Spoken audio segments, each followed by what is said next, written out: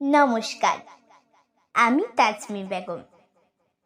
এই বর্ষণমুখর আবহাওয়ায় সবাইকে গাছ রোপণ করার অনুরোধ জানাই।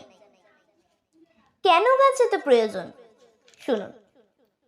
শ্রদ্ধেয় অভিক মণ্ডলের লেখা কবিতা গাছ লাগাও।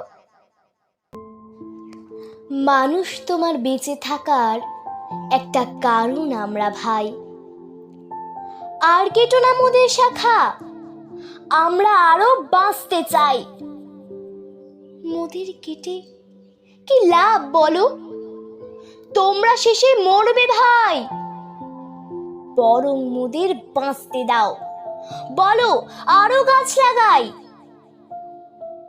দেশের মাটি শক্ত করে বুকের ভেতর আগলাবো। বানের জলে ভাসবে মাটি তোমরা যদি গাছ কাটো।